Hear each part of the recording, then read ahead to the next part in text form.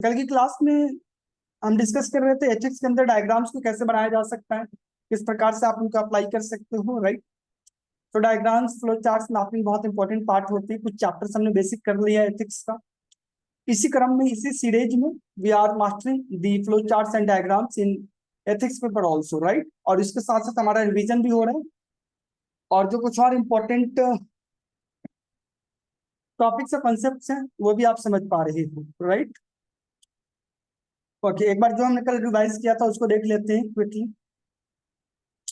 Right. Emotional intelligence तक हमने परसों किया था और कल की क्लास में हमने डिस्कस किया था यहाँ से यूसीबीएम, आईएएस ऑफिसर्स। करेज का एग्जांपल में हमने देखा था कि डिफरेंट एग्जांपल आप दे सकते हो, पर्सनल लाइफ के एग्जांपल भी आप दे सकते हो, राइट। एंड एम्पैथी कंपैशन, इसमें हमने देखा था कि कोच्चि मेट्रो के अंदर पहली बार ट्रांसजेंडर को एम्प्लॉय किया गया, राइट। इग्नू ट्रांसजेंडर से फीस लेता ही नहीं है। ये कंपैरिजन के एग्जांपल हैं जो आप दे सकते हो। एग्जांपल आपको हर एक टॉपिक के ऊपर आपसे ध्यान रखना है, क्योंकि मैं यहाँ पे इसके नोट्स आपको प्रोवाइड करके दे रहा हूँ। ट्रस्ट मी, एथिक्स इतना आसान नहीं होता है।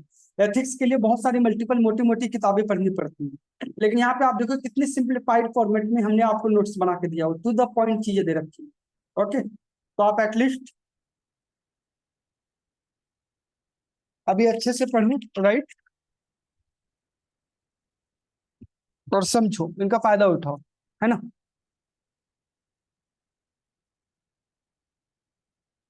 ओके, फिर हमने देखा था रिलीजन वर्सेस पब्लिक ड्यूटी। कई बार हमारा मजहब, हमारा धर्म, हमारी परंपरा कुछ बातों की इजाजत नहीं देता है, लेकिन अगर आप पब्लिक ड्यूटी में हो, अगर आप सिविल सर्वेंट में हो, आईएएस आईपीएस हो, तो क्या आप उन चीजों को कैसे मैनेज करोगे। तो इसका हमने कुछ एग्जांपल देखा था। जैसे ऑर्थोडॉक्स जो क्रिश्चियंस होते हैं, उनके हिसाब से अबॉर्शन और जो कॉन्ट्रासेप्टिव्स होते हैं, right, birth control, drugs, pills, वो चीजें सही नहीं है। वाई? बिकॉज उनके लिए एक वो सिंफुल है, राइट, एक गुनाह है, वो एक पाप है एक तरह का, right. Because this is a law of the nature, right. कैसे माइंडसेट के लोग हैं, वो क्या, वो ऐसा नहीं सोचते, राइट। तो यहाँ पे एक डिलेमा क्रिएट हो रहा है। समझ पा रहे हो डिलेमा क्या है? ठीक है। सेम हमने मुस्लिम कम्युनिटी के लिए देखा था कि उनके लिए अल्कोहल हराम होती है, सिंफुल होता है। Got it? अल्कोहल, शराब।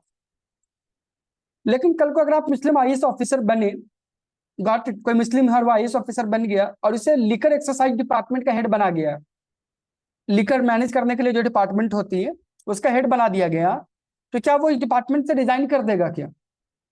कि नहीं नहीं, मतलब मैं कैसे अलाउ कर सकता हूँ अल्कोहल को? अल्कोहल को तो पूरे देश में बैन कर देगा वो, लेकिन गवर्नमेंट इस बात की इजाजत तो देगी नहीं, जनता इजाजत नहीं देगी, बिकॉज जनता को चाहिए शराब, अल्कोहल। Got it? कोरोना का पीरियड आपको याद है? कोविड के टाइम में जब लॉकडाउन खुला था, तो सबसे पहले जो शराब की दुकानें हैं वहां पर 1-1 किलोमीटर लंबी लाइन लगी थी। Got it? लोगों को इन्फेक्शन का खतरा नहीं था, डेंजर नहीं था, and they were so desperate to have you know some और अदर फॉर्म ऑफ लिकर।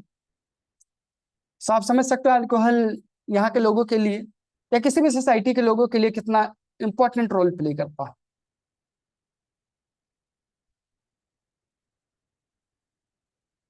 फिर हमने कुछ और आसपा के डिस्कस किया था कि arm forces special power act क्या है और ये ह्यूमन राइट्स के साथ में कैसे कोलाइड करती है। इसकी काफी अच्छी डिस्कशन की हमने, तो दैट्स व्हाई आपको इसकी कल की क्लास देखनी पड़ेगी, राइट। डॉक्टर टेररिस्ट की ट्रीटमेंट करे या ना करे, यह भी एक डिलेमा है। डॉक्टर की जो शपथ है, जो ऑथ है, प्रोफेशन है, वो क्या बोलता है कि भाई उसके सामने कोई भी आ रहा है, अगर कोई जख्मी है, इंजर्ड है, तो उसको, राइट, जान बचानी पड़ेगी उसको। वो ये नहीं देखेगा कि वो टेररिस्ट है या क्या है, लेकिन इन जनरल टेररिस्ट की तो मदद करनी नहीं चाहिए। तो क्या किया जाए, इसे बोलते हैं एथिकल डिलेमा। समझ रहे हो? ये आपके एक तरह से इन टॉपिक्स, इन कॉन्सेप्ट्स के माध्यम से आपका एक तो लॉक है उसको ओपन करने की कोशिश की जा रही है। All right. Smart city project हमने देखा था कि 80% फंड वो यूटिलाइज ही नहीं कर रहे हैं। एमपी लैड होता है एक प्रोग्राम, राइट। सो इसके अंदर भी एमपी को 5 करोड़ रुपए हर साल के मिलते हैं कि वो अपने एरिया में खर्च कर सकते हैं। बट वो करते नहीं है, क्योंकि उसके लिए काम करना पड़ेगा, मेहनत करना पड़ेगा, वो करते हैं नहीं, बैठे रहते। फिर हमने परसुएशन का एग्जाम्पल देखा था, जैसे दरवाजा बंद कैंपेन। इसमें मोदी जी, अमिताभ बच्चन जैसे लोगों ने कितने कैंपेन्स चलाए, तब जाकर के देश में लोगों ने टॉयलेट्स को अपनाए, राइट। स्पोर्ट एथिक्स में राहुल द्रविड़ का एग्जाम्पल देखा था, और कल हमने आई थिंक बादल ने काफी अच्छे से समझाया था इसको, कि राहुल द्रविड़ को अभी वर्ल्ड कप जीतने की खुशी में अच्छे पैसे दिए जा रहे थे, बट उन्होंने बोला कि जो सपोर्टिंग स्टाफ है उनको भी पैसे मिलने चाहिए, राइट। ठीक है,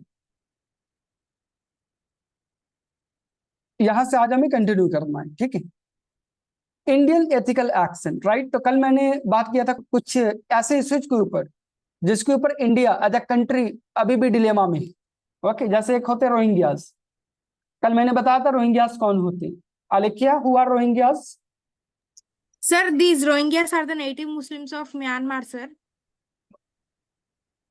right, And these are a sect of people, sir. Sect of people. या सो वहां के और म्यांमार से इनको निकाल दिया गया है, राइट। सो रोहिंग्यास को काफी बड़ी आबादी में ही है, तो इनको एज ए रेफ्यूजी के तौर पे जैसे बांग्लादेश ने अपना रखा है कि वहां पे आप एज ए रेफ्यूजी रह सकते हो। सवाल ये है कि इंडिया इनको एंट्री क्यों नहीं दे रहा है। इंडिया ऑफ कोर्स दे रहा है, लेकिन जिस बड़े लेवल पर होना चाहिए था उस लेवल पे इंडिया इनको सपोर्ट नहीं दे रहा है, क्योंकि इंडिया के सामने खुद की जो मार्जिनल लैंड नहीं है, जिनके पास एम्प्लॉयमेंट नहीं है, तो पहले हम अपने लोगों को देखें, या फिर जो म्यांमार जो दूसरी कंट्री है वहां के जो लोग हैं उनको निकाला जा रहा है वहां से, पहले उनको देखें। तो यहाँ पे एक डिलेमा तो क्रिएट हो रहा है ना। गॉट। तमिल रेफ्यूजी का आप जानते होंगे, तमिल और श्रीलंका के बीच में सिविल वॉर हुई है कितनी बार। 1991 में जब राजीव गांधी को मारा गया था तो उस टाइम पे और भी ज्यादा सिविल वॉर हो गया था। गॉट। तमिल क्या है कि केवल तमिलनाडु में तमिल नहीं रहते, राइट। श्रीलंका में भी तमिल्स रहते हैं, जो पहले वो माइग्रेट करके वहां चले गए या फिर अब काम करने लग गए वहां पर जाकर के। एज अ फिशरमैन भी कई बार वो फंस जाते हैं वहां पर, राइट। आपने मूवी देखी होगी चेन्नई एक्सप्रेस, और एक और मूवी है मद्रास कैफे, उसमें 1991 के बारे में बताया गया है, राइट। तो you can watch that. Second, no first use. No first use हमारा किसके लिए? न्यूक्लियर एनर्जी के लिए, न्यूक्लियर बॉम्ब के लिए, कि न्यूक्लियर बॉम्ब में हम पहले इस्तेमाल नहीं करेंगे। Got it. लेकिन अगर किसी ने हमारे ऊपर अटैक कर दिया तब हम डेफिनेटली एक्शन ले सकते हैं, उसका यूज कर सकते हैं। इंडिया के बहुत सारे रेस्क्यू मिशन भी चलते हैं, राइट, एथिकल ग्राउंड के ऊपर, जैसे कि दूसरे कंट्रीज में अगर लोग फंसे हुए, जैसे यूक्रेन में फंसे हुए, राइट, या फिर मालदीव में फंसे हुए, तो इंडिया रेस्क्यू ऑपरेशन चलाता है। Got it. तो उसमें भी डिलेमा होता है। डिलेमा ये होता है कि सामने वाली कंट्री कैसा आपके साथ रिस्पॉन्ड कर रही है। इंडस वाटर को लेकर के भारत और पाकिस्तान में कब से चल रहा है? 1960 में इंडस वाटर ट्रीटी हुई थी, 1960 में। लेकिन आज भी ये दोनों देशों के बीच में एक प्रॉब्लम है। पाकिस्तान ने बहुत बार हमें धोखा दिया, लेकिन सीज फायर को तोड़ा, लेकिन इसके बाद भी इंडस वाटर को क्या इंडिया को रोक देना चाहिए था? तो बहुत सारे लोग बोलते हैं कि रोक देना चाहिए था, पाकिस्तान अपने आप बर्बाद हो जाएगा, लेकिन इंडिया ने ऐसा नहीं किया। ऑलराइट। सो इसके पीछे क्यों? क्योंकि एक डिलेमा तो है यहाँ पर, लेकिन हमें और भी चीजें देखनी पड़ेंगी। हमारे रिसोर्सेस, हमारे law of the land, right, हमारी कंपैशन, हमारी एम्पैथी, वो किस लेवल पे, सब कुछ देख करके आप इनको काम करना पड़ेगा, राइट। और जैसे इंडिया कभी भी रशिया के अगेंस्ट में बात नहीं करता है। रशिया भी ऐसा नहीं कि दूध का धुला हुआ है, जैसे यूक्रेन में बड़े जुल्म किए उसने भी, रशिया के ऊपर भी नाटो कर रहा है, यूरोप और अमेरिका कर रहे हैं, लेकिन रशिया भी कुछ कम नहीं है। लेकिन इंडिया कभी भी रशिया के अगेंस्ट में नहीं बोलेगा। क्यों? क्योंकि रशिया इंडिया का पुराना फ्रेंड है, ओल्ड फ्रेंड है। जब अमेरिका वगैरह कोई साथ नहीं दे रहा था इंडिया का, तब रशिया ने साथ दिया था 1960s में, 1970s में, 1980s में। Got it. तो दैट्स व्हाई रशिया के अगेंस्ट में आप देखो कभी भी इंडिया कोई क्रिटिसाइज करता नहीं, हमेशा as a mediator role play करता है। जैसे यूक्रेन और रशिया का वॉर चल रहा है, तो इसके बीच में मीडिएटर का रोल प्ले करता है इंडिया, कि war should be stop, that's not a solution, थोड़ा सा डिप्लोमेटिकली आकर के हम बच के निकल जाते हैं। और बहुत सारे और भी मुद्दे हैं जिसपे इंडिया साइलेंट रहना पसंद करता है, क्योंकि अगर साइलेंट नहीं रहेंगे तो उस देश के साथ हमारे रिश्ते खराब हो जाएंगे। इंटरनेशनल रिलेशंस में इसे बोलते हैं इक्वेशन, समीकरण। इक्वेशंस आपको बना के चलना पड़ता है। Got it. तो ऐसे बहुत सारी बातें हैं जिनको ध्यान में रखना पड़ेगा। इसके लिए ओपनली क्रिटिसाइज हम नहीं कर सकते कि दूसरे देशों को स्पेशली। तो ये हैं कुछ एग्जाम्पल जहां पे India as a country facing some ethical dilemmas. सभी को क्लियर है यहां तक? अब बात करते हैं एप्टीट्यूड की। एप्टीट्यूड क्या होता है? थ्योरी की क्लास हमने कर ली है, आज इसका प्रैक्टिकल एग्जाम्पल वाले क्लासेस करेंगे, ठीक है? चलो,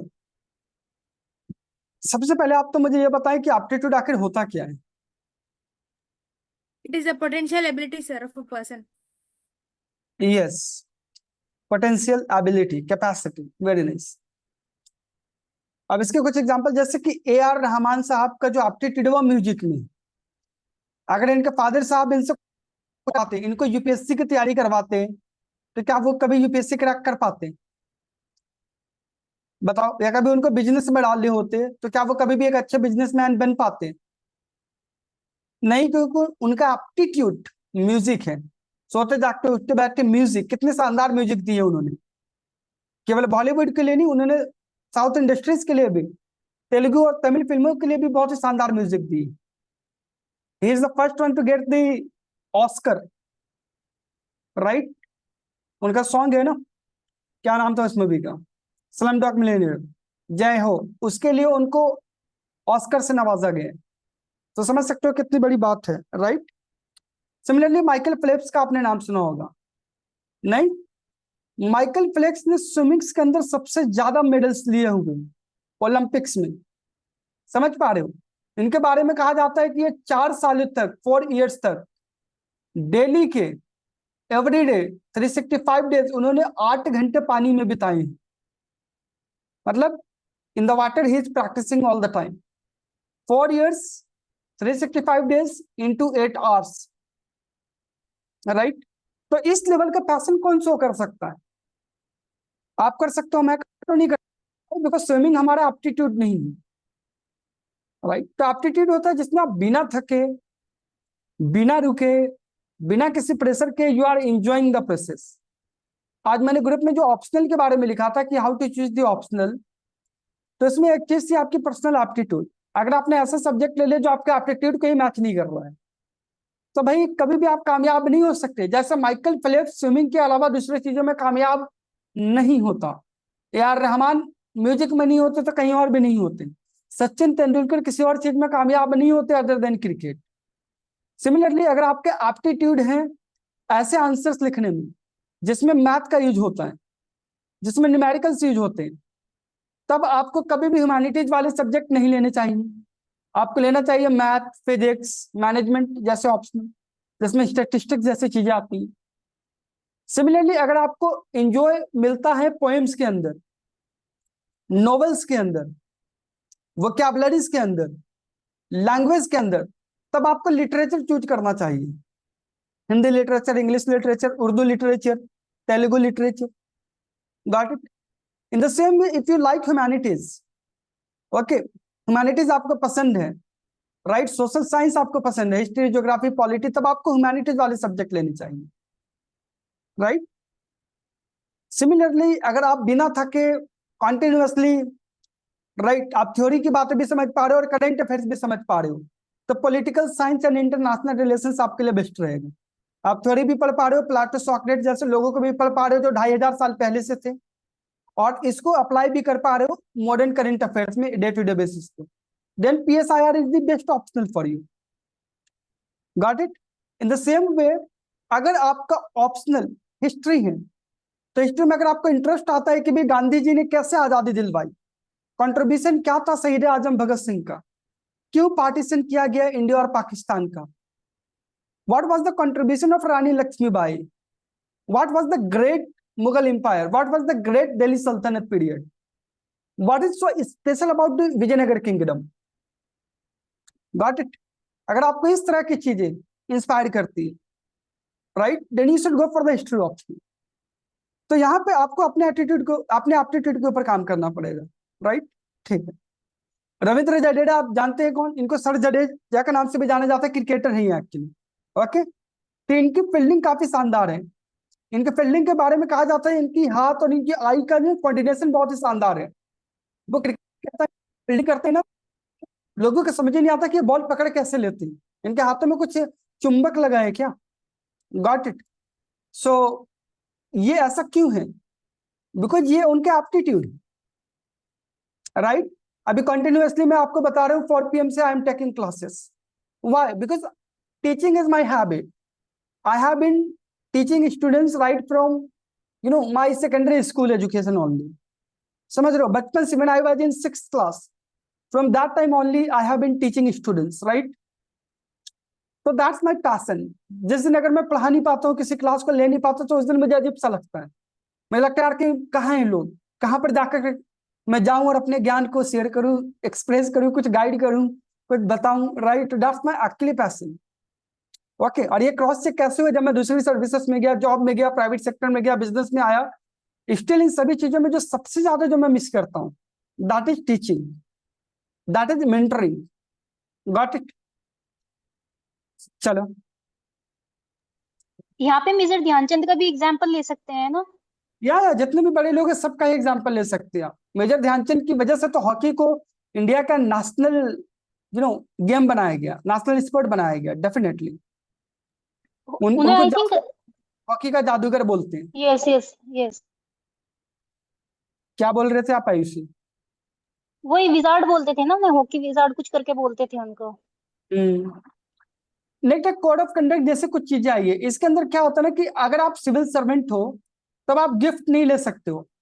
गिफ्ट ले सकते हो डेफिनेटली, लेकिन उसकी अमाउंट है ना 5,000 रुपए से ज्यादा का नहीं होना चाहिए गिफ्ट, क्योंकि इसे करप्शन माना जा सकता है. लेट्स से कार गिफ्ट कर दे किसी पॉलिटिशियन ने, तो इसमें आपको कार क्यों गिफ्ट करे?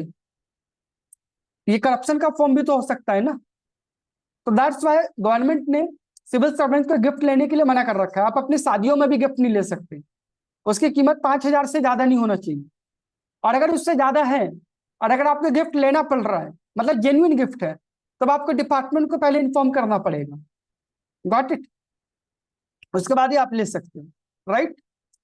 हाँ जी आलेख्या. Sir, marriage is a personal thing, no, sir? It is out from the professional, no, sir? अरे भाई, तो करप्शन कहाँ होता है? Corruption is also personal thing ना, but it affects public life also. Sir, mostly corruption is related to professionalism only, no, sir? When we are in the profession. But इसमें benefit तो personal होता है ना, professional benefit थोड़ी होता है. Okay, sir. Benefit तो पर्सनल होता है ना. वो मनी आप थोड़ी ना जाके टैक्स पे करोगे, वो तो छुपाओगे ना एज ए ब्लैक मनी आप. Yes, sir. राइट? तो दैट्स व्हाई इंफॉर्मल गैदरिंग्स के अंदर, मैरिज जैसी चीजों के अंदर भी crime, corruption is a crime. Crime can not be allowed. Personal है, पर्सनल बोल के आप क्राइम नहीं कर सकते ना, that's a crime. Okay, right. Similarly code of ethics के अंदर principle of integrity, impartiality, commitment to public service, accountability, ये सारी चीजें आती है. और इन सबके ऊपर आपको 2-2, 3-3 एग्जाम्पल याद होनी चाहिए. अब जैसे मैंने कहा था कि ये खुद याद करने की कोशिश करो, ऐसा नहीं कि एक एग्जाम्पल हम एक ही जगह पर देंगे, राइट? जैसे सचिन तेंदुलकर क्रिकेट में, तो उसका एग्जाम्पल इंटीग्रिटी में भी दिया जा सकता है, अकाउंटेबिलिटी में भी दिया जा सकता है, गॉट इट? एग्जाम्पलरी बिहेवियर में भी दिया जा सकता है, डिवोशन टू ड्यूटी में भी दिया जा सकता है. तो वो थोड़ा सा वो शब्दों के साथ आपको खेलना आना चाहिए कि मैं किस एग्जाम्पल को कहां पे डाल सकता हूं, राइट? चलो कुछ और एग्जाम्पल देखते हैं जिससे गवर्नेंस के अंदर भी काफी इंप्रूवमेंट आ रही है. जैसे आंध्र प्रदेश गवर्नमेंट ने ई सेवा शुरू किया. ई सेवा, G2C. G2C का मतलब होता है government to citizens, and B2C का मतलब है बिजनेस टू सिटीजन्स. जैसे पेमेंट ऑफ यूटिलिटी बिल्स, बिजली का बिल भरना है, ये सारी चीजें आप ई पेटीएम के माध्यम से, ई सर्विसेज के माध्यम से, इंटरनेट के माध्यम से हम पे कर पा रहे हैं. Got it? सिमिलरली कर्नाटका की भूमि प्रोजेक्ट है, इसके अंदर रूरल एरिया की जो लैंड रिकॉर्ड होता है ना, उसको कंप्यूटराइज रखा गया है. मतलब सारी चीजें कंप्यूटराइज, आप घर बैठे कहीं से चेक कर सकते हो कि ये जमीन किसके नाम पर है. अदरवाइज पहले बहुत ही कंबरसम प्रोसेस होता था. आप ब्लॉक में जाओ, तहसील में जाओ, निकालो पुरानी पर्ची लेके आओ, दादाजी के परदादाजी के जमाने की, क्रॉस चेक कराओ, टाइम लगता था उसमें. लेकिन अब चीजें ऑनलाइन हो रही. ये डिस्ट्रिक्ट, आप जानते हो डिस्ट्रिक्ट लेवल पे जो भी फैसिलिटीज होती हैं वो सारी चीजें आपको इंटरनेट के माध्यम से एक्सेस की जा रही हैं. जैसे birth certificate, death certificate, income certificate, जो कि डिस्ट्रिक्ट का जो मजिस्ट्रेट होता है, DM, कलेक्टर, वो प्रोवाइड करता है। तो आजकल इंटरनेट के माध्यम से सीधे आपको मिल जाती है। डिजिटल इंडिया कैंपेन, आधार, है ना, पेमेंट ऑफ टैक्सेस जैसी चीजें, फाइलिंग करते हो टैक्सेस का, आईटी, इनकम टैक्स, ये सारी चीजें आजकल ऑनलाइन चल रही। Got it. तो ये एक बढ़िया एग्जांपल है जो हम दिखा सकते हैं कि इससे हमारा सिस्टम भी, गवर्नेंस भी स्ट्रांग हो रहा है, लोग भी इंश्योर हो रहे हैं, करप्शन जैसे चीजों को भी रोका जा रहा है। क्योंकि इंटरनेट ऑनलाइन सारी चीजें होंगी तो करप्शन कहाँ होगा? करप्शन वहां होता है जहां बिचौलिए होते हैं, जहां इंटरमीडिएट्स होते हैं, राइट। चलो अब बात करते हैं गुड वर्क कल्चर और नेगेटिव वर्क कल्चर की। क्योंकि अच्छा वर्क कल्चर होगा तो सभी लोग अच्छा होंगे, पब्लिक भी खुश होगी, जूनियर्स भी खुश होंगे, सीनियर भी खुश होंगे, और आप भी अच्छा काम ईमानदारी से कर पाओगे। लेकिन अगर वर्क कल्चर ही अच्छा नहीं है तो भाई कैसे काम चलेगा? तो इसका एग्जांपल कैसे दे सकते हैं? जैसे आप आर्म फोर्सेस की बात करो, आर्मी में, नेवी में, एयरफोर्स में, वहां का डिसिप्लिन कितना औसम होता है, कितना प्यारा होता है, वर्क कल्चर कितना शानदार होता है, कोई टॉक्सिसिटी नहीं होती, राइट। इसरो, डीआरडीओ जैसे organisation, they are working happily. Okay, Google और टेस्ला प्राइवेट कंपनीज है, लेकिन आज ये वर्ल्ड की टॉप कंपनीज क्यों हैं? Because they are practising their business ethically. Okay, वो जानते हैं कि एम्प्लॉइज को किस तरीके से डील करना है, कैसे ट्रीट करना। वो जानते हैं कि उनके लिए अल्टीमेटली सुप्रीम कौन है? कस्टमर्स। तो इन लोगों ने अपने कस्टमर्स को हमेशा अपने टॉप पे रखा हुआ है। कस्टमर्स के लिए they are always available. Got it. So that's why they are on the top. Apple भी same way, DMRC, Delhi metro क्यों इतनी फेमस है? राइट, बिकॉज इसका रीजन यही रहा है कि पिछले 15 सालों में जो उन्होंने क्रांतिकारी काम किए हैं, जिस लेवल की सर्विस दिए, कंटिन्यूअसली इंप्रूवमेंट कर रहे हैं, राइट, वो वाकई सबके लिए बेनिफिट होने वाला है। नेगेटिव वर्क कल्चर के एग्जांपल आपको देना हो तो नेगेटिव वर्क कल्चर, जैसे अभी एक बड़ी कंपनी की बात हो रही है तो एक और कंपनी की बात करते हैं, बायजू। बायजू के बारे में सभी लोग जानते होंगे, लाइक एडटेक कंपनी थी, एजुकेशन टेक्नोलॉजी, और काफी बढ़िया काम कर रहे थे ये लोग, लेकिन इनका वर्क कल्चर खराब हो गया, राइट। प्रियंका, आपने इन्फोसिस वगैरह में आई थिंक काम किया, विप्रो में काम किया, राइट। तो आपने बायजूस के बारे में Yes, थोड़ा sir. आइडिया होगा आपको, बायजूस का वर्क कल्चर में क्या प्रॉब्लम थी? Sir, basically they were not treating their employees well. Like when I was a part of Wipro, तो बाइजू का भी मुझे सुनने में मिला था, जैसे विप्रो में बहुत ही ज्यादा अच्छा वर्क कल्चर था। जैसे मुझे मैटरनिटी लीव भी मिली थी, 6 मंथ्स की मैटरनिटी लीव मिली थी। तो कुछ इश्यूज हो गया था मुझे कुछ, तो उन्होंने फिर मुझे 8 मंथ्स का वो एक्सटेंड कर दिया था। ऑल्दो नहीं होता है अलाउ, बट उन्होंने अपना मतलब अपने जाके कर दिया था। फिर मेरे बीच में फादर एक्सपायर हुए थे, उस टाइम पे भी उन्होंने मेरी टाइमिंग वगैरह के साथ उन्होंने बहुत सपोर्ट किया। तो बहुत ही ज्यादा पर्सनल लेवल पे जाके विप्रो सपोर्ट करता है, नॉट ओनली मेरे साथ ही। लाइक कोविड में भी उन्होंने बहुत ज्यादा, जो विप्रो के जो ओनर है उन्होंने बहुत ज्यादा मतलब दान डोनेशन वगैरह किया था उन्होंने। और बायजूस में इसका उल्टा था, बायजूस में जो है एम्प्लॉयज वगैरह को लंच तक के लिए टाइमिंग नहीं मिलती थी। मतलब आप इतना ज्यादा वो था उनका टारगेट बेस्ड था बहुत ज्यादा, कि अगर आप अपना टारगेट अचीव नहीं करते हो तो फिर आपको जो है छुट्टियां नहीं मिल रही हैं, खाना टाइम से नहीं मिल रहा है, आप खाना खाओ ना खाओ आपको काम करना पड़ेगा। बहुत ही मतलब ज्यादा ही खराब इन्वायरमेंट था वो। एग्जैक्टली। और अब देखो इन सबकी वजह से बायजू का क्या हाल हुआ? कोलैप्स्ड, खत्म हो गई बायजू। सिमिलरली उबर और ओला काफी बढ़िया सर्विस देते हैं, इनकी वजह से कमाल की ट्रांसफॉर्मेशन आई है ट्रांसपोर्टेशन सिस्टम में। लेकिन आपने 2 साल पहले दिल्ली के अंदर स्पेशली केस देखा होगा, उबर के अंदर है ना, टैक्सी ड्राइवर ने सेक्सुअल हरासमेंट किया था। तो ये एक नेगेटिव वर्क कल्चर था। मतलब उबर इन सब चीजों पे पहले से ध्यान नहीं दे रहा था, लेकिन बाद में अभी उबर ने अपने ऊपर बड़ा काम किया, बहुत सुधार किया है, आप कोई प्रॉब्लम नहीं है। लेकिन उस टाइम पे उबर की मार्केट कस्टमर्स लूज हो गए थे, अगले कुछ 5-6 महीनों के लिए उनकी मार्केट एक तरह से खत्म ही हो गई थी। Got it. Similarly south west airlines जैसे होती है, राइट। आप देखो मिडल ईस्ट की एयरलाइंस देखो, जैसे एमिरेट्स है, राइट, काफी शानदार सर्विसेज देते हैं हम। और वहीं पे आप साउथ वेस्ट एयरलाइंस देख लो, आप साउथ एशिया की एयरलाइंस देख लो आप, तो उनमें आपको उस लेवल की चीजें, क्लैरिटी, इंडियन एयरलाइंस हो गई, एयर इंडिया जैसी चीजें हो गई, उस लेवल का आपको कस्टमर सर्विस नहीं मिलता है जैसे बाकियों में मिलता है। Got it. तो भाई ये नेगेटिव वर्क कल्चर का एग्जांपल है। आप इसे सिविल सर्विसेज के अंदर भी ले सकते हैं। अगर करप्ट माहौल है, नेक्सस बना हुआ है करप्शन के लिए, तो वो नेगेटिव हो गया। अच्छा माहौल है, सीनियर जूनियर सब मिलकर काम कर रहे हैं, सभी ऑनेस्टी को चेज कर रहे हैं, राइट, सिटीजन चार्टर वगैरह सब बढ़िया है, पब्लिक को प्रॉपर कोऑपरेशन मिलता है, तो वो गुड वर्क कल्चर के एग्जाम्पल हो गया, राइट। ठीक है, तो देख लो कितनी बातें हम सीख रहे हैं यहाँ पर। ये अल्टीमेटली आपके कैरेक्टर को, आपकी सोच को, आपके माइंडसेट को बनाएगी। चलो अब बात करते हैं कुछ कोट्स की, राइट। देखो ये हम मास्टर कर रहे हैं कि एथिक्स में आंसर लिखना हो तो कहीं पे कोट्स लगाना है, कहीं पे डायग्राम बनाना है, कहीं पे एग्जांपल्स देना है, कहीं पे फ्लो चार्ट्स देना है। तो ये जो पीडीएफ है ना, काफी शानदार पीडीएफ है ये वैल्यू एडिशन का काम कर रही है आपका। Got it. तो कुछ एथिक्स के कोट्स है जो आप मल्टीपल टाइम्स कई जगह पर यूज कर सकते हो। ओके, जैसे कि फोकस शुड बी ऑन नीति एंड नियत टू। कितना प्यारा कॉन्सेप्ट है ये, मतलब पॉलिसी के ऊपर, नीति को फोकस करो, फोकस आप नियत पर भी करो। नियत का मतलब है इंटेंशन। Got it. आपका इंटेंशन क्या है? जब आप कोई स्कीम बनाओ, जब आप कोई प्रोग्राम बनाओ, तो इन बातों का ध्यान तो रखा ही जा सकता है। ठीक है, नेक्स्ट है 3 C's of work culture. Work culture के ऊपर जब भी क्वेश्चन आए तो 3 बातें हमेशा ध्यान रखना है। 3C क्या है? Communication, consultation, cooperation. अकाउंटेबिलिटी की बहुत बातें करते हैं, लेकिन it should be actionable accountability, action जिसके ऊपर लिया जा सके। Got it. अगर आप आज टेस्ट नहीं लिख पाए तो आप अगले दिन डबल टेस्ट लिखो, डबल क्वेश्चंस लिखो, वो होता है एक्शनेबल अकाउंटेबिलिटी।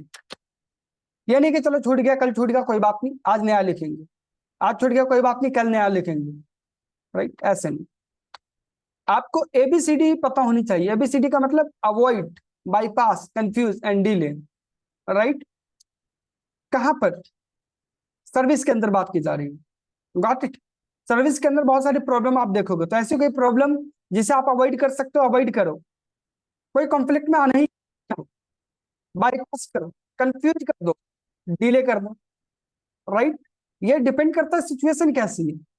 फॉर एग्जाम्पल, आपका जो पॉलिटिशियन है वहां का एमएलए, जिस डिस्ट्रिक्ट के आप डीएम हो उसी डिस्ट्रिक्ट का एमएलए है, और एमएलए एमएलए क्या करता है? आपके साथ बदतमीजी कर देता है थोड़ी सी, तो आप क्या उसके साथ सड़कों पर लड़ोगे क्या?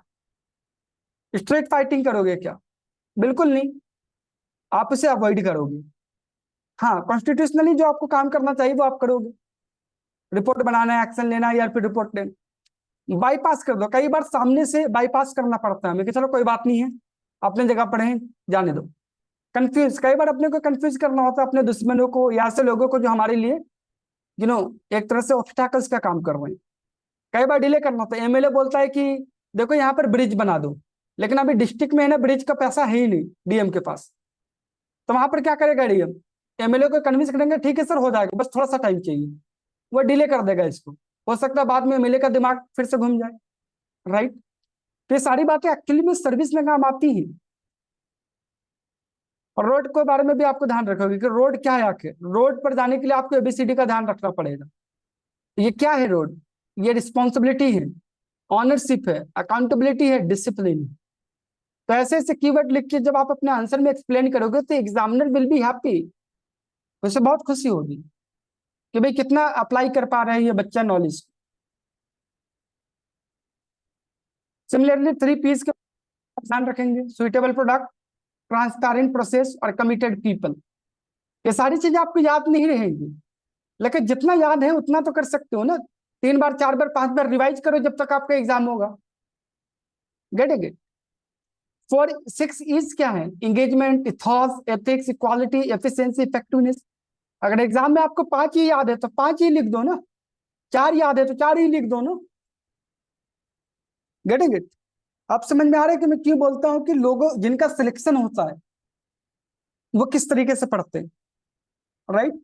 जिन लोगों का सिलेक्शन नहीं होता वो क्या करेंगे? इनके ऊपर 4 4 5 5 किताबें पढ़ेंगे मोटी मोटी, और इसमें परेशान रहेंगे पूरे महीने। और जो लोग हर साल बहुत अच्छे से क्वालिफाई कर लेते हैं वो क्या करते हैं? ऐसे फिल्टर आउट नोट्स बना करके रेडी कर लेते हैं।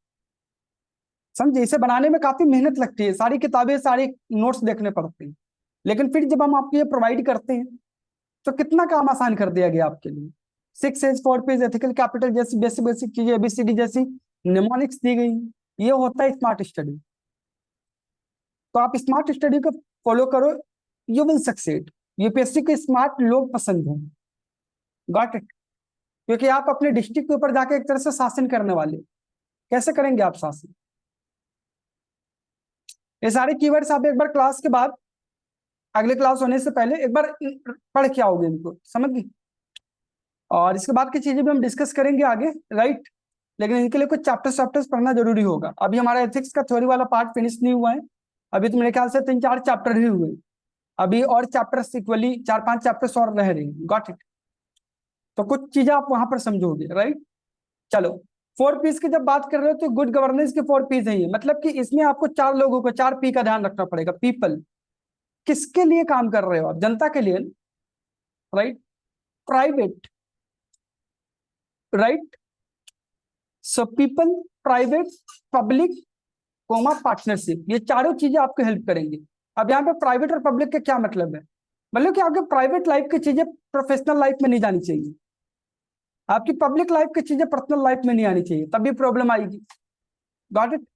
कई बार कोई डीएम है या कोई ऑफिसर या कोई पुलिस वाले क्या करता है, आप देखोगे वो दूसरों के ऊपर बड़ा सही से कंपैशन के साथ डील नहीं कर रहा है। क्यों नहीं कर रहा है? क्योंकि घर पे वो लड़के आ रहे हैं, घर में प्रॉब्लम है, और वो यहाँ पे आ गया, यहाँ पे उसने किसी को सुना दिया, किसी को थप्पड़ मार दिया, तो ये चीजें अलाउड नहीं होंगी।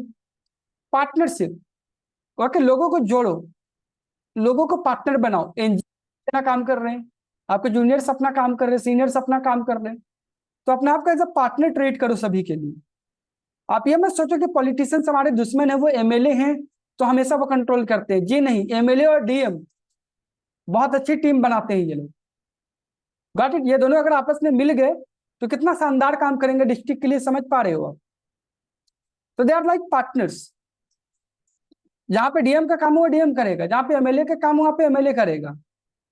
अब ये नहीं कि यहाँ पे एमएलए ओवरशैडो करने की कोशिश करेगा डीएम को, और डीएम ओवरशैडो करने की कोशिश करेगा एमएलए को, क्योंकि सेम डिस्ट्रिक्ट में कई बार लोगों को ईगो आ जाता है, तो उनको लगता है कि भाई सेम डिस्ट्रिक्ट में 2 राजा थोड़ी होंगे। डीएम अपने आप को राजा समझेगा, एमएलए अपने आप को राजा समझेगा, कई बार दोनों एक ही जगह पर आ जाते हैं, तो उनको लगता है कि इसको ज्यादा पावर मिल रही है, इसको ज्यादा रिस्पेक्ट मिल रही है। ऐसा एक्चुअल में होता है, ईगो क्लास की वजह से ये सारी लड़ाइयां होती है, सारी परेशानियां होती है, गॉट। हस्बैंड और वाइफ में क्या होता है, वो एक दूसरे को काउंटर करने लग जाते हैं, राइट। लेकिन अगर वो साथ में मिल जाए, मिल के काम करें, तो कितनी शानदार टीम बनेगी उनकी, राइट। अगर पार्टनर के तौर पर ट्रीट करेंगे, पार्टनर होते हैं बट दे फॉरगेट, एक पॉइंट के बाद है ना, एक दूसरे के ऊपर वो फिंगर दिखाना शुरू कर देते हैं।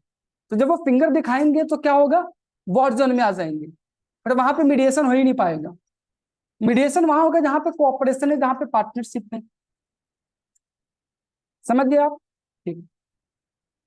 एथिकल इंफ्रास्ट्रक्चर, मतलब इंफ्रास्ट्रक्चर आप फिजिकल होते हैं, स्कूल, कॉलेज, रोड, ये तो पढ़ा होगा आपने, लेकिन एथिक्स में कहाँ होते हैं इंफ्रास्ट्रक्चर? एथिक्स के लिए कौन से इंफ्रास्ट्रक्चर बनाने हैं आपने? डेफिनेटली बनानी, जैसे law, institutions, systematic reforms time to time, citizen participation हो रहा है कि नहीं हो रहा है, ये सारी बातें एथिक्स पर ही तो इंश्योर करेंगे ना, गॉट इट। एक चीज होती है एथिकल पैरालिसिस, ये एक वर्ड है। एथिकल पैरालिसिस का क्या मतलब है? जहां पे एथिक्स, प्रिंसिपल्स, वैल्यूज को कोई फॉलो ही नहीं कर रहा है, गॉट इट। ये कई बार वो जानते ही सारी बातें, उनको अपनी ट्रेनिंग भी दे दी है कि भाई करप्शन मत करो, लेकिन फिर भी वो करप्शन कर रहा है। तो ये सारी बातें कहां पर लिखोगे आप? एथिकल पैरालिसिस में लिखोगे, राइट। ये चीजें यूजुअली फिजिकल होती है, पैरालिसिस क्या होता है? फिजिकली तो होता है ना, लेकिन ये एथिक्स के अंदर भी यूज किया जा सकता है। इसे बोलते हैं शब्दों को मास्टरी करना। तो ये वर्ड अगर आप, तो डेफिनेटली आपको शानदार नंबर एग्जाम में मिलने वाले हैं। और ये वर्ड्स केवल आपको एथिक्स पेपर में यूज नहीं करना है, आपको एसए में, ऑप्शनल में, जीएस में, अपनी आज से जो बोलचाल की भाषा है, आपकी कम्युनिकेशन लैंग्वेज है, इसमें भी ट्राई करने की कोशिश करो ऐसी भाषाओं को बोलने की, सो दैट आप इंटरव्यू में जब जाओ तो उनको लगे कि वाह, what a personality he is made for IAS, he is born for IAS. समझ पा रहे हैं आप? हम कैपिटल बोल सकते हैं, लेकिन अगर उसको एथिकल कैपिटल बोल दे तो कैसा रहेगा? हम फंडिंग बोल देते हैं, लेकिन इसको एथिकल फंडिंग बोल दे तो कैसा रहेगा? ओके, जैसे कोचिंग वाले आपसे फीस वसूल करते हैं, राइट, अपने सर्विसेज के बदले, तो फीस बुरा लगता है लोगों को, लेकिन अगर उनको एथिकल फीस बोला जाए कि दिस इज एथिकल फीस, तो थोड़ा सा आपका भी खुशी होगा कि अरे वाह, एथिकल फीस है। राइट, थोड़ा सा ना एक एप्टीट्यूड में बदलाव आया, एक जो उसके प्रति जो माइंडसेट बना हुआ है उसमें थोड़ी सी चेंजेस आई है, ये सब। तो बस एथिकल एथिकल लगाने से ही शब्द कितने पॉजिटिव हो रहे हैं, देख पा रहे हैं आप?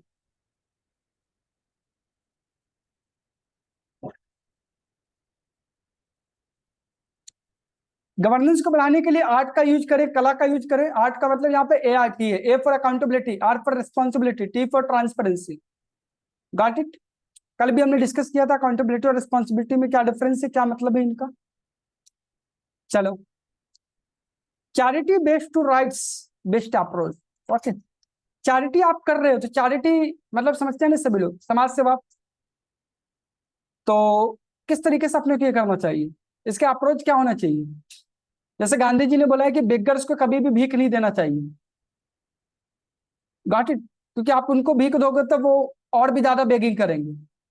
इसके बदले में आप उनको स्किल दे दो। चरखा, जैसे गांधी जी चरखा चलाते थे तो सबको चरखा चलाना सिखा देते थे, राइट। क्योंकि किसी लेट से कोई भूखा है, कोई हंगरी है, उसको अभी आपने खाना खिला दिया तो क्या हो गया, सुबह उसको फिर से भूख लग जाएगी, दोपहर में फिर से उसको लंच चाहिए, रात को फिर से उसको डिनर चाहिए। तो आप चारों टाइम थोड़ी ना उसके लिए भाई फूड अरेंज कर सकते हो। लेकिन अगर आपने उसको पढ़ा दिया, आपने उसको कोई स्किल सिखा दिया, आपने उसे अच्छे लोगों के बीच में रख दिया, गॉट इट, तो आपका करियर बन जाएगा, कितनी चीजें बनेंगी।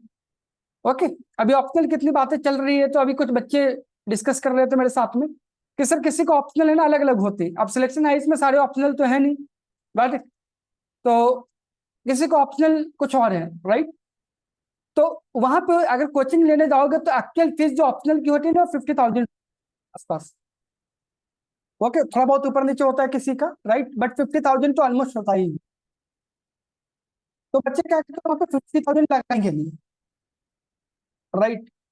इससे क्या होगा, आपके 50,000 रुपये तो बच जाएंगे, लेकिन बदले में आपका 5 साल वेस्ट होगा। आपको अपना ड्रीम छोड़ना पड़ सकता है, ऑप्शनल की वजह से हो सकता है कि आपका कभी सिलेक्शन ही ना हो। ऐसे दो मेरे करीबी दोस्त हैं, फ्रेंड्स ऑफ फ्रेंड्स जिसे आप बोलते हो ना, best friends among the best friends. ऐसे दो फ्रेंड्स हैं जिन्होंने, एक ने 6 बार मेंस लिखा है और एक ने 5 बार मेंस लिखा है, got it, but they never qualified mains. Reason, optional only, optional की वजह से। ये सच्चा था, ऐसे बढ़िया तो ऑप्शनल में कभी भी 270 से ऊपर वो नंबर ला ही नहीं पाए, got it, and that's why वो कभी भी सिलेक्शंस नहीं ले पाए।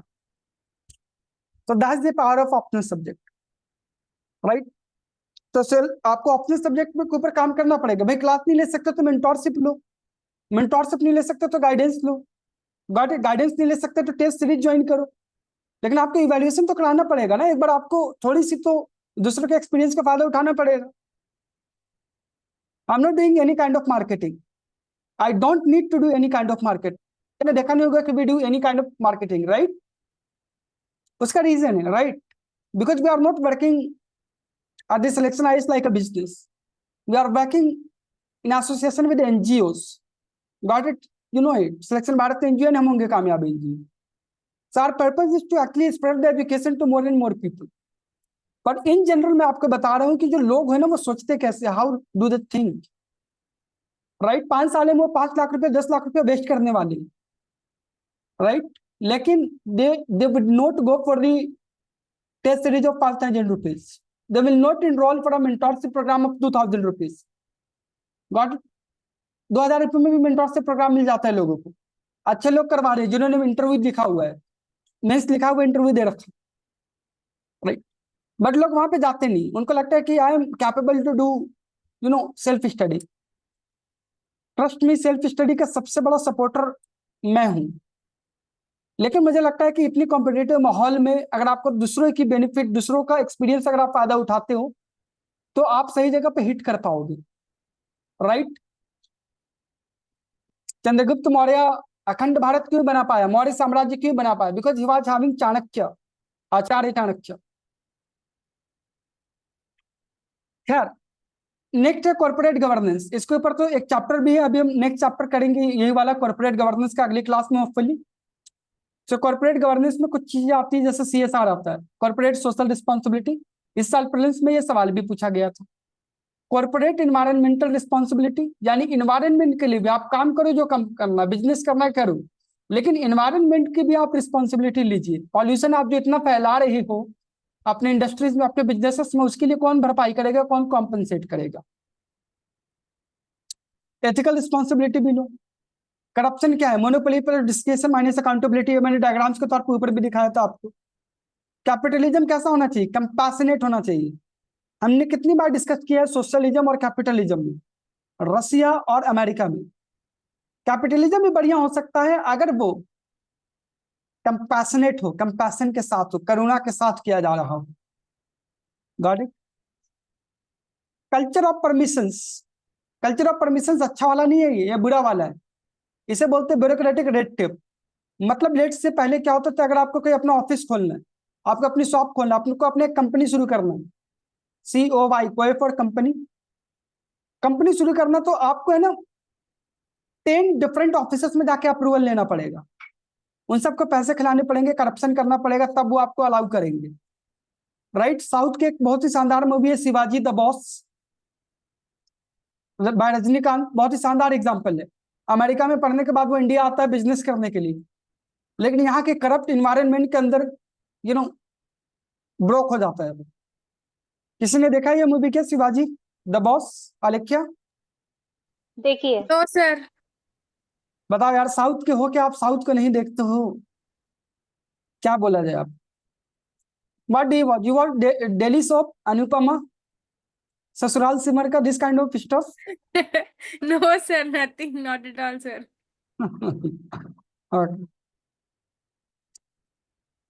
कल्चर ऑफ करप्शन, मतलब लोगों ने मान रखा है कि करप्शन है, हम नहीं निकल सकते इससे। बिना घूस दिए, बिना ब्राइब दिए काम होगा नहीं, दे दो दे दो, ले लो, राइट? तो that is not going to help. ये कल्चर अपने दिमाग से निकालना पड़ेगा अपने। गुड गवर्नेंस से इफेक्टिव गवर्नेंस आएगा। रोड ऊपर समझाया था, रोड क्या है? Responsibility, ownership, accountability. Top down और बॉटम अप अप्रोच, ये इकोनॉमी के अंदर पहले पढ़ रखा हमने। डिसिप्लिन किस चीज के लिए होना चाहिए? हर एक वर्क कल्चर में डिसिप्लिन बहुत जरूरी है। टाइम पर आओ, टाइम पर जाओ, टाइम पर खाना खाओ और सबमिट करो, टाइम पर फाइलें बनाओ। लेकिन गड़बड़ यहीं पर हो जाता है, प्रोग्राम यहीं पे गड़बड़ हो जाता है। संस्कृताइजेशन ऑफ करप्शन, एक वर्ड होता है सोशियोलॉजी के अंदर, संस्कृताइजेशन, है ना? कॉन्सेप्ट बढ़िया है ये। यहाँ देखो, यूजुअली लोग वर्ण सिस्टम में क्या दिखाते हैं कि अपर कास्ट रहो, जितना अपर कास्ट अपने आप को दिखाओगे, गॉट इट, उतना ही ज्यादा अच्छे माने जाएंगे हम। तो कई लोग क्या करते हैं सोसाइटी के अंदर, कास्ट के अंदर, कि वो होते तो लोअर कास्ट के हैं, लेकिन अपने आप को अपर कास्ट का शो करने लग जाते हैं। मैं एग्जाम्पल के लिए कह रहा हूं, किसी कास्ट से कुछ एग्जाम्पल के लिए समझा रहा हूं। जैसे कि कोई एक लोअर कास्ट का पर्सन है, लेकिन वो क्या करेगा, वो चंदन लगाने लग जाएगा, जनेऊ, आपको पता होगा जनेऊ, जो धागा पहनते हैं वो जनेऊ धारण करने लग जाएगा। Got it? सुबह सुबह उठ के वो पंडितों की तरह बिहेव करना शुरू कर देंगे, और लोग उनको फिर पंडित जी बोलते भी हैं। तो क्या हो गया इसमें? क्योंकि उसको सोसाइटी में इज्जत चाहिए थी, रिस्पेक्ट चाहिए था, ऑनर चाहिए था। तो लोअर कास्ट से होने के बावजूद उसने अपने आप को अपग्रेड करने की कोशिश की, कि अगर उसने कुछ कल्चर, कुछ वैल्यूज, कुछ हरकतें करनी शुरू कर दी, कुछ एक्शन लेना शुरू कर दिया, तो होगा क्या? उसको भी इज्जत मिलेगी, उससे भी ऑनरशिप मिलेगी, उससे भी रिस्पेक्ट मिलेगी। इसे बोलते हैं संस्कृताइजेशन। इतने सारे कास्ट के बाद सब कास्ट क्यों आ गए? जैसे आप बोलते हो ब्राह्मण, तो ब्राह्मण कोई एक कास्ट है क्या? ब्राह्मण के अंदर आपको 10 डिफरेंट चीजें मिल जाएगी, मुझे पता नहीं है, लेकिन जैसे भारद्वाज होते हैं और पता नहीं क्या क्या होते हैं, चतुर्वेदी होते हैं, त्रिवेदी होते हैं, द्विवेदी होते हैं। Got it? तो कितनी वेदी कर दी उन्होंने, राइट? ये है क्या? Upgradation, right? आई होप सबको समझ में आ गया होगा। सिमिलरली करप्शन को भी इन लोगों ने भी संस्कृताइज कर दिया है, तो भाई करप्शन है, सब इट्स पार्ट ऑफ कल्चर, सभी लोग करते हैं, हम भी करेंगे, राइट? गलत है। विक्टोरियन मोरालिटी,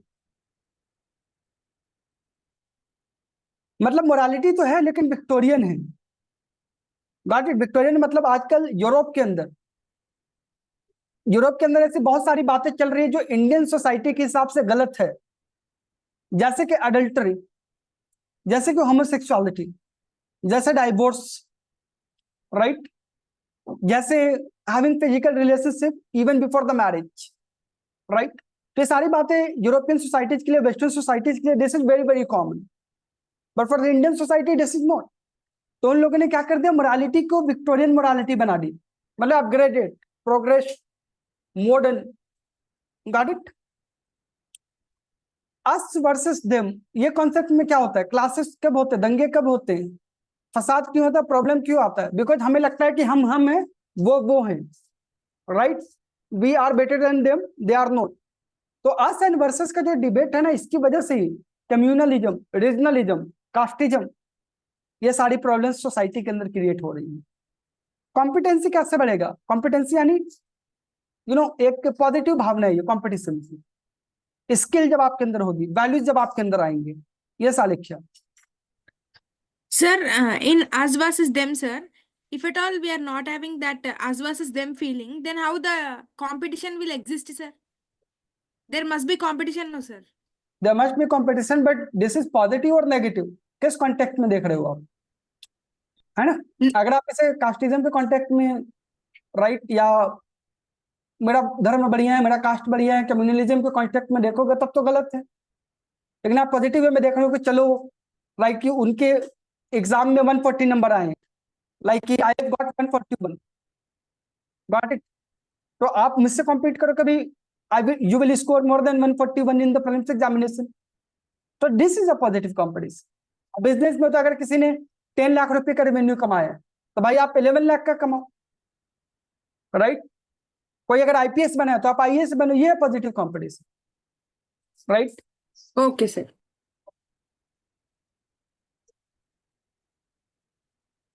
ठीक है, इसको फिनिश कर लेते हैं, 4-5 पॉइंट और रह गए।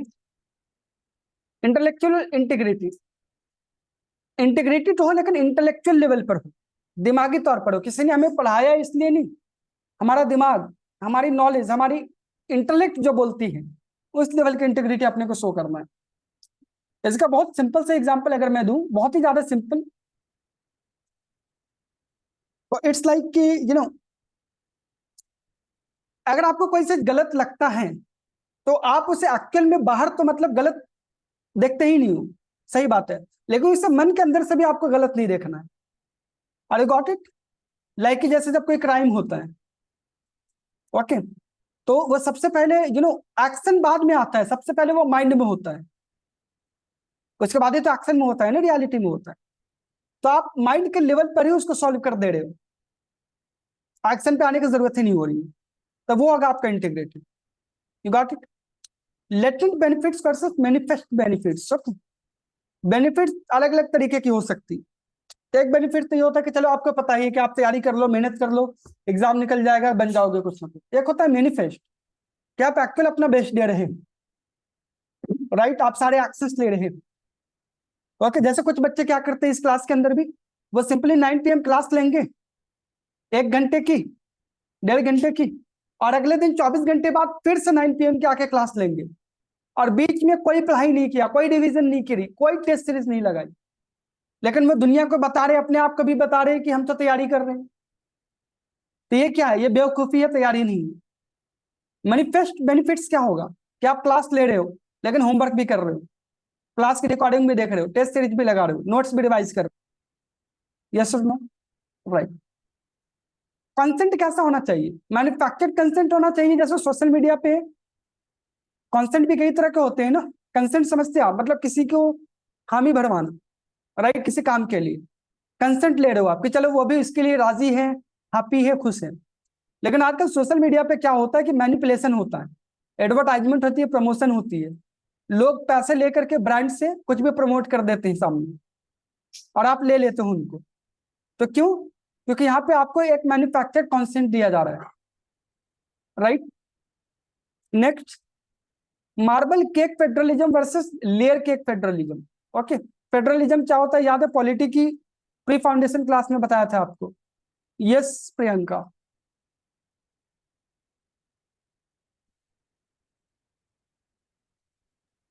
Sir, when the center and the state they together work and take decisions. ठीक है, सेंट्रल और स्टेट के बीच में अच्छा कोऑपरेशन हो, यही होता है फेडरलिज्म, राइट। दोनों के राइट्स प्रोटेक्टेड हो, कोई एक दूसरे को मैनिपुलेट नहीं कर रहा, ओवर शैडो नहीं कर रहा है। मार्बल केक फेडरलिज्म में क्या होता है? एक बात तो बता रखी है कि ये पावर स्टेट के पास है, ये पावर यूनियन के पास है, अब दोनों में क्लास हो ही नहीं सकता है, बिकॉज पावर डिफाइन कर रखा है। लेयर केक फेडरलिज्म में क्या होता है? जैसे एक है ना, हमारी लिस्ट होती है कॉन्करेंट लिस्ट, कॉन्करेंट लिस्ट में क्या होता है Alekhya? Union list, state list, concurrent list, 3 list पढ़े थे हमने शेड्यूल 7 के अंदर। कॉन्करेंट लिस्ट में किस तरह की चीजें होती हैं? सर कॉन्करेंट लिस्ट में सर जो सेंट्रल एंड स्टेट आइटम्स दो भी एग्जैक्टली दोनों कर सकते हैं। तो यहाँ पे लेयर बन रखा है। अब इसमें कंफ्यूजन हो जाता है, स्टेट करे तो सेंटर को पसंद नहीं आएगा, सेंटर करे तो स्टेट को पसंद नहीं आएगा। तो भाई क्या करे आपने? Natural premium on honesty, honesty के ऊपर नेचुरल प्रीमियम। अगर आप ईमानदार होते हो तो नेचर कुदरत आपको ऑनेस्टी का परिणाम देती है। आप किसी सरकार से मेडल की उम्मीद नहीं करते हो, आपको पता है कि मैं ईमानदार हूं तो भाई ऊपर वाला देख रहा है, मेरा खुदा, मेरा भगवान मुझे देख रहा है। ऑन गोइंग अकाउंटेबिलिटी और एडहोक अकाउंटेबिलिटी। एडहोक का मतलब होता है शॉर्ट टर्म के लिए, जैसे कॉलेजेस में ना एडहोक टीचर्स होते हैं, शॉर्ट टर्म के लिए, परमानेंट नहीं होते। तो आपकी अकाउंटेबिलिटी कौन सी है? संडे संडे वाली अकाउंटेबिलिटी है कि संडे को बैठ के आप देखते हो कि चलो पूरे हफ्ते क्या काम किया नहीं किया, या डेली बेसिस पे परमानेंट बना रखा है आपने कि अकाउंटेबिलिटी तो करना ही है मेरे को। Got it? जैसे अगर आपका टारगेट था कि आज आपको 2 क्वेश्चन आंसर राइटिंग के लिखने हैं, मतलब लिखनी है, आप नहीं लिख पाए तो आप बिना लिखे सोओगे नहीं, और अगर सोओगे तो अगले दिन 4 क्वेश्चन जरूर लिखोगे, 2 कल के और 2 आज वाले। एडहोक वाली नहीं है कि जब मन कर लिया तब कर लिया टेम्परेरी बेसिस पे। Got it? एक होता है एपिसोडिक अकाउंटेबिलिटी। एपिसोड मतलब एपिसोड के हिसाब से कर रहे हो आप, महीने के कुछ दिन पूरी मेहनत करते हो, या दिन के कुछ घंटे बहुत मेहनत करते हो, बाकी घंटों कोई आपका फोकस है ही नहीं। कुछ लोग क्या करते हैं, मंडे से इनका दिन शुरू होता है, गॉट इट? पूरे हफ्ते प्लान करेंगे कि आज तो वेडनेसडे, आज तो थर्सडे है, मंडे से शुरू करता हूँ, मंडे से स्टार्ट करता हूँ, मंडे को ट्यूसडे को बहुत अच्छा काम करेंगे, वेडनेसडे को वापस से डाउन, राइट? अच्छा, मंथ एंड चल रहा तो 1 तारीख से, 1 तारीख से बढ़िया काम करेंगे। क्लास कब से शुरू करना सर? 1 तारीख से करूंगा। और 1 तारीख से क्या होता है, 1 2 3 ठीक चला, फिर से डाउन। ऐसा होता है नहीं होता है? Absolutely. Integrity pact, integrity pact बनाना चाहिए। इंटीग्रिटी केवल मानने वाली चीज नहीं है, इसके लिए पैक्ट बनवाना चाहिए आज के टाइम में सब लोगों को, कंपनीज का, गवर्नमेंट्स का, एजेंसीज का, कि आप इंटीग्रिटी फॉलो करोगे और कल को अगर पकड़े गए तो उसके लिए पूरी तरीके से आप जिम्मेदार होंगे। बात करें इसमें कुछ कोर्स से, अपने लेवल पे देख लीजिए। एक बार एथिक्स का पूरा सिलेबस में फिनिश करवा दूं, उसके बाद वापस इनको कंटिन्यू करेंगे। यहाँ देखो मैंने सब टॉपिक वाइज एग्जांपल दे रखा है कि करप्शन हो तो किसका एग्जांपल दोगे, समझ रहे हो? विसल ब्लोइंग एग्जांपल देना हो तो किसका दोगे आप? ग्रिड के एग्जांपल, परसिवरेंस का, कितने शानदार example. P Narahari IAS officer, ये ऑफिसर ऐसे हैं जिन्होंने काफी शानदार काम किए। आर्मस्ट्रांग पेम, जिन्होंने 100 किलोमीटर की रोड बनवा दी। अरुणा सुंदराजन, काफी शानदार IAS ऑफिसर थी है, तो सस्टेनेबल एम्प्लॉयमेंट के लिए उन्होंने बड़ा काम किया। पी नरहरि, लाडली स्कीम का नाम सुना होगा आपने, Ladli, it was the brain child of P Narahari. Got it? TN session कई बार बात कर चुके, तो ऐसे लोग हमारे रोल मॉडल होने चाहिए, उनको याद रखो। एडमिनिस्ट्रेटर कैसे होने चाहिए, सारी चीजें आगे आने वाली क्लासेस में हम कवर करेंगे। राइट? एक बैलेंस बना के अपने को चलना पड़ेगा, थ्योरी पार्ट का और प्रैक्टिकल पार्ट का। Right? That is all for today from my side.